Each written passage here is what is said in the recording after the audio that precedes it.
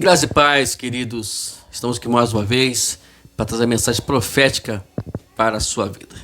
Lembrando que estamos falando aqui sobre um assunto muito importante que é o fruir do avivamento. Tá bom? Se você que ainda não chegou hoje aí e não sabe como obter as mensagens anteriores, nós começamos a pregar essa mensagem no dia 9 de julho. Então as mensagens proféticas nós colocamos playlists de meses. Então no mês de julho você entra lá, de lá para cá você vai acompanhando os meses, julho, agosto, setembro, outubro, e você vai ver aí as mensagens sobre o fruir do avivamento. Hoje estamos terminando mais um tema, né, desse fruir do avivamento, que o tema, nos bons velhos tempos, parte 3. 1 Coríntios, vamos lá? 1 Coríntios capítulo 3, versículo 3 até o versículo 7. Diz assim: porque ainda não sois carnais, pois havendo entre vós invejas, contendas e dissensões, não sois porventura carnais e não andais segundo os homens? Porque dizendo um, eu sou de Paulo, e o outro, eu de Apolo, porventura não sois carnais? Porque quem é Paulo, quem é Apolo, senão ministros pelos quais crestes? E conforme o que o Senhor deu a cada um. Eu plantei, Apolo regou, mas Deus deu o crescimento. Pelo que nem o que planta é alguma coisa, nem o que rega, mas Deus dá o crescimento. Ainda continua 1 Tessalonicenses, capítulo 5, versículo 12, versículo 13, que diz assim: e rogamo-vos, irmãos, que reconheçais os que trabalham entre vós, e que presidem sobre vós no Senhor e vos ademoestam, e os que tenhais em grande estima e amor por causa da sua obra, tende paz entre vós. Agora, 1 Timóteo, capítulo 5, versículo 17, que diz assim: os presbíteros que governam bem sejam estimados por digno de duplicada honra, principalmente os que trabalham na palavra e na doutrina. Então está aqui essas passagens bíblicas e vamos lá ao nosso texto. Hoje o tópico é a família dos ministros, as mais tristes vítimas do negativismo. É lamentável trazermos essa nota, mas é uma realidade. Eu, particularmente, sei muito bem o que é isso. Tá bom? Vamos lá. Há uma perturbadora e grande incidência de filhos de ministros abandonando a igreja quando atinge a idade adulta. Uma das razões principais é o fato de terem visto comportamentos críticos de uma pequenez ultrajante, totalmente sem amor, dos membros da igreja, e eles não querem fazer parte de tal organização. É de cortar o coração testemunhar os danos duradouros causados na vida das esposas e dos filhos dos ministros. Não há dúvida que, ao menos que se arrependam, aqueles que produziram tais dores são chamados responsáveis chamado a responsabilidade diante de Deus. Queridos, eu vivi muito isso no meu ministério. Meus filhos até hoje, eles sofrem essas consequências desse desamor, dessa desigualdade, dessa forma de lidar com a família do ministro de Cristo. Então é lamentável você ter essa estatística, viver essa estatística do que vivem muitos pastores e muitos ministros aí fora. Tem duas passagens bíblicas que eu queria ler com vocês, somente para podermos entender isso, para que você possa refletir, quem sabe, né, a sua igreja está passando por isso, você precisa reagir ou fazer com que a sua igreja reaja contra isso.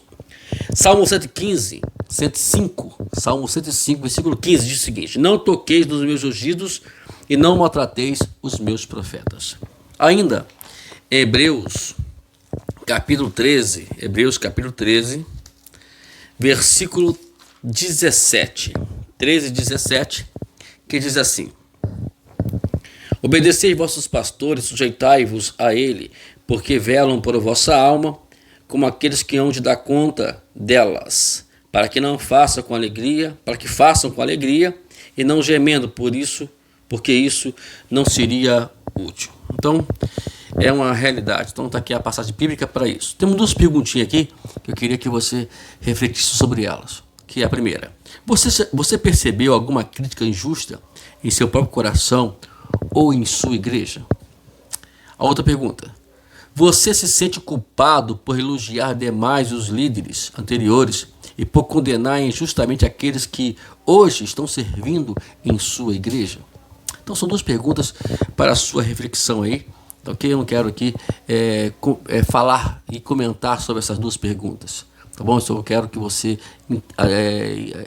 entenda ela dentro do seu íntimo, do seu coração, para que você possa responder para si mesmo e para Deus. Vamos lá.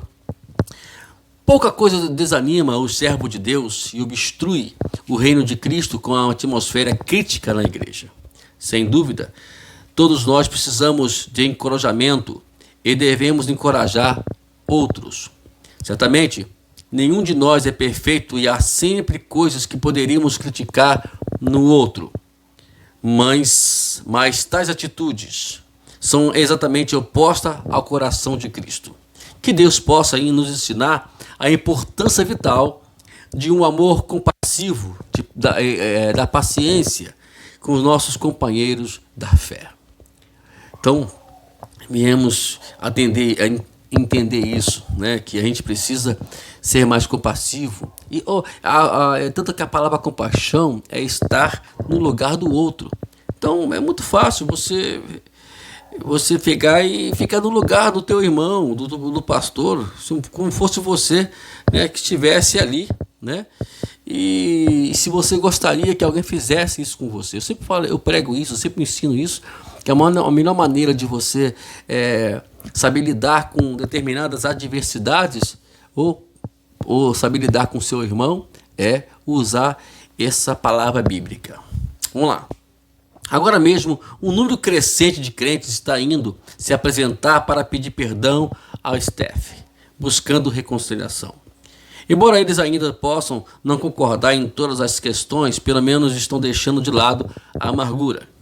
A cura resultante em ambos os lados é um milagre. Afinal, Deus está falando com você agora? Você está ouvindo Deus falar contigo? Então, Ele está... E não tenho dúvida que lá no fundo do seu coração você sabe que Ele está falando com você. Entenda que você pode estar em completa comunhão com Deus até que se humilhe e vá àqueles a quem você machucou. Especialmente agora, nesse momento que estamos agora falando sobre esse assunto. Eu me lembro que depois de todos os incidentes que aconteceram na minha vida, né, Deus tocou no coração de uma irmã. Ela veio aqui em casa chorando, pedindo perdão, e ela falou que a vida dela não ia prosseguir enquanto ela não pedisse perdão e não visse que está perdoada pelos meus lábios. Achei legal isso, não para me orgulhar sobre isso, mas eu achei legal pela atitude que foi tomada, que infelizmente alguns não têm essa consciência, né? Mas Deus abençoe a vida dela, e creio que a vida dela será próspera para sempre. Vamos lá. Antes de terminar esse padrão, eu seria irresponsável se não afirmasse que nós devemos ser igualmente vigilantes para evitar que a comunidade difícil se torne uma desculpa para a preguiça, mediocridade e falta de poder espiritual. A igreja primitiva certamente enfrentou um cenário com dificuldades que nem podemos imaginar. Porém, os santos do Novo Testamento sacudiram o mundo. Aleluia. Vamos confiar em Deus para ter o equilíbrio de sermos encorajadores e leais quando as coisas estão difíceis, evitando a armadilha de justificar nossos fracassos. Se pedirmos a Deus, Ele com certeza nos dará sabedoria para encontrar equilíbrio. Então vamos pedir ao Senhor. Eu tenho certeza que as coisas estão mudando. Por mais que a gente, na verdade, não perceba isso, mas Deus está trabalhando de uma forma, e Deus vai trabalhar mais ainda. Ele tem as suas formas de trabalhar, para levar o povo a esse entendimento que pregamos aqui hoje.